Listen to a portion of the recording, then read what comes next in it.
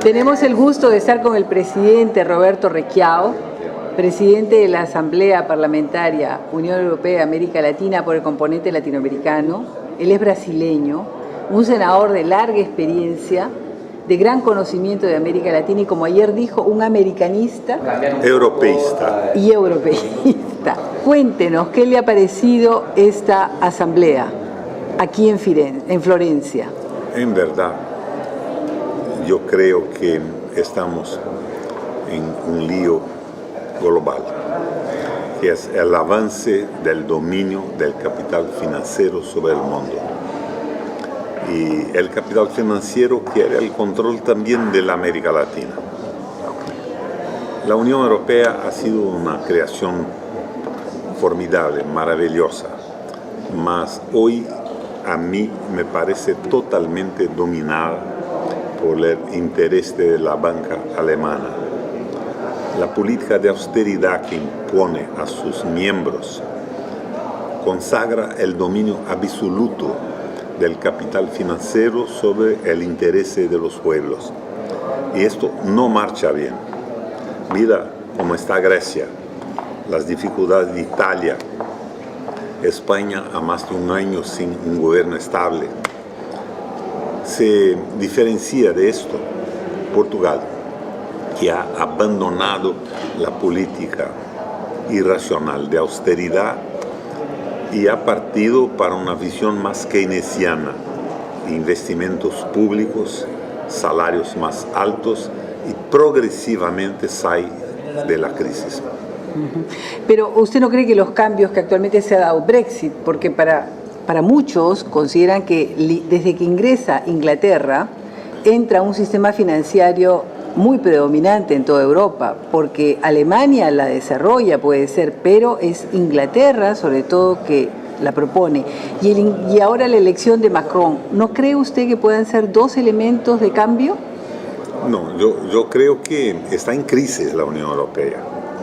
Y el Brexit es una reacción del capital inglés que no se somete al dominio de la banca alemana.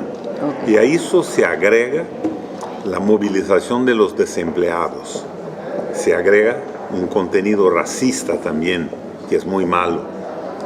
Entonces Inglaterra sale porque no se conforma con el dominio de la banca alemana, mas de cierta forma quiebra una idea inicial que era muy buena, que es la idea solidaria de la Unión Europea. Mas la solidaridad está siendo sustituida por el dominio de la banca y del capital financiero.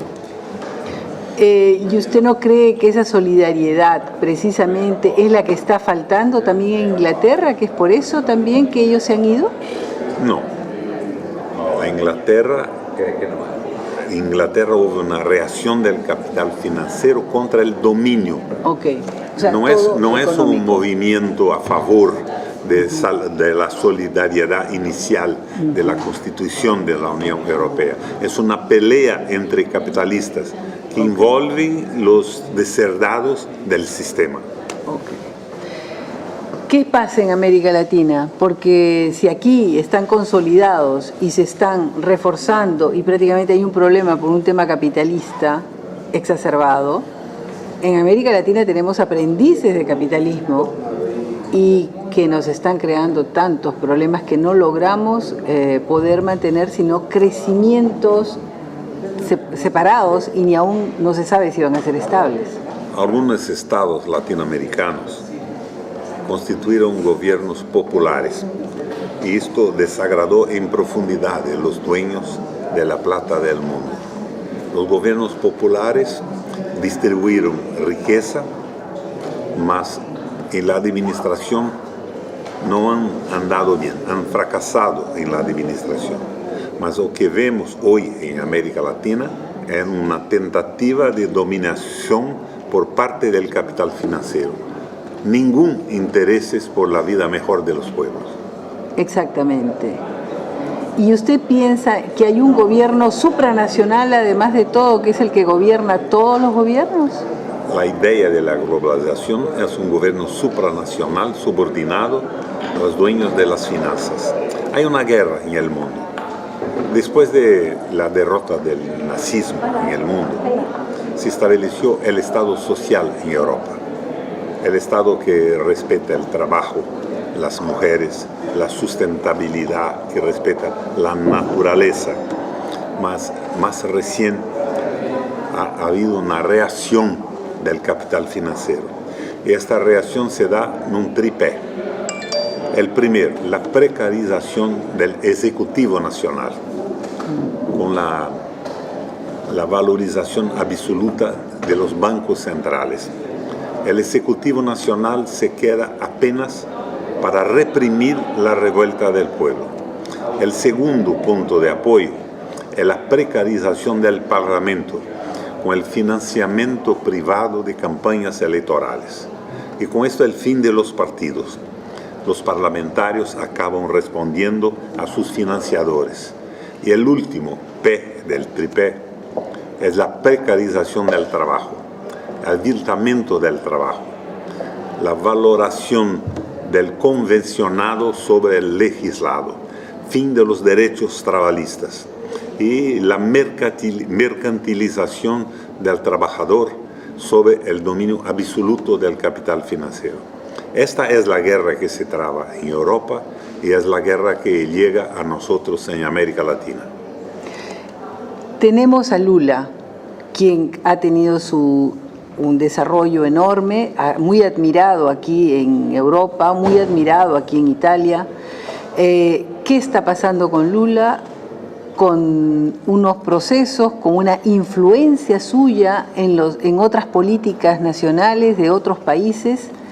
Lula ha aprovechado un periodo de crecimiento de la economía china, impulsionado por la compra de commodities, distribuyó riqueza en Brasil, mas faltó al proyecto de Lula la organización de la infraestructura sustentable del país.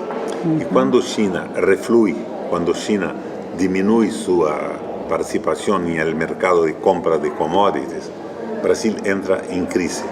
Y por otro lado, Lula, con su partido, aparte de los otros partidos, también se ha envolvido en un sistema de corrupción de la política por parte de los grandes intereses financieros y de las grandes empresas de obras públicas.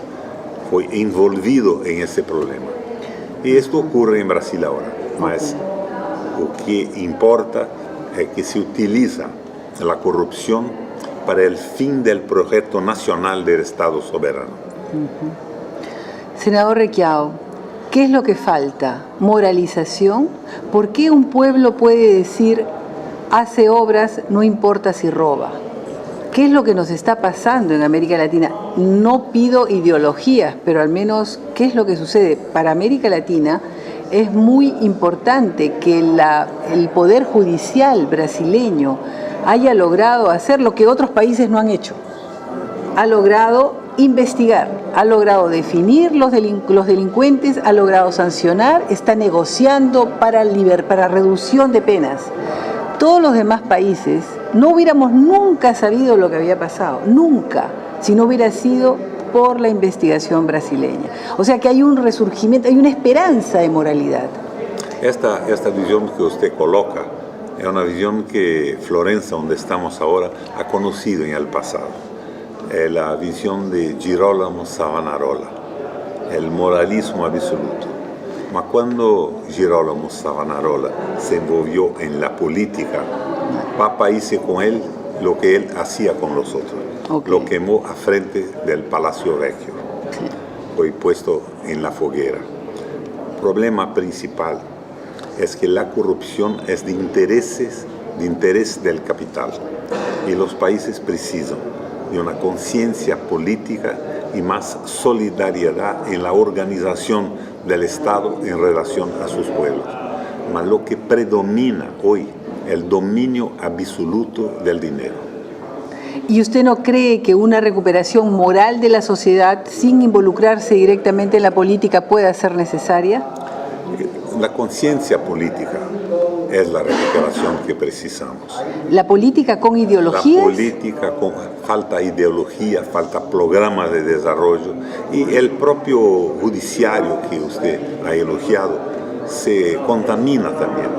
Mira en Brasil los salarios del judiciario, son simplemente fantásticos porque acumulan privilegios. Privilegio viene de una palabra latina, lex privata. Es una ley para determinadas personas. Acumulan salarios, vantajes personales, están también envolvidos en el proceso de degradación del Estado por el dinero, por la plata. Es la vieja disputa bíblica. No se puede servir a Dios y a Mamón. Y en la Biblia, Mamón, que es una palabra hebraica, no quiere decir ni otro Dios ni el diablo. Mamón significa exactamente la plata, dinero.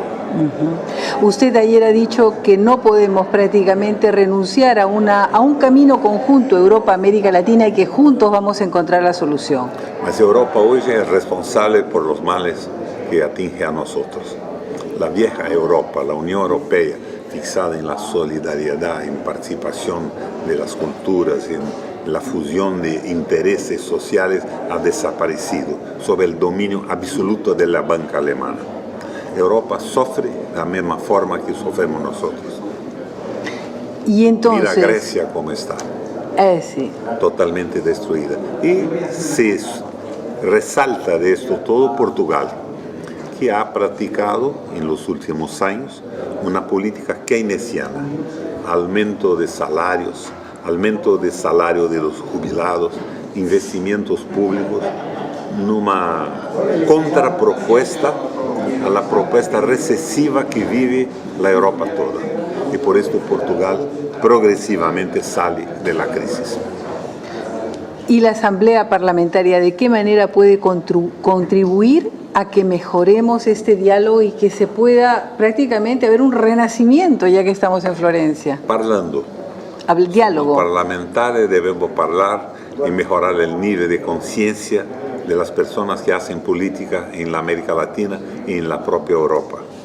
Porque en verdad, Asamblea como Eurolate no tiene capacidad alguna de intervención en la realidad. Pero si utilizamos esto para conocer más profundamente las políticas y evitamos sermos instrumentos de los lobistas para la dominación, ya estamos haciendo algo bien positivo. Muchas gracias, senador. Denos esperanza porque hay mucho que trabajar. La esperanza, dice, es la última a morir. Gracias. Bello.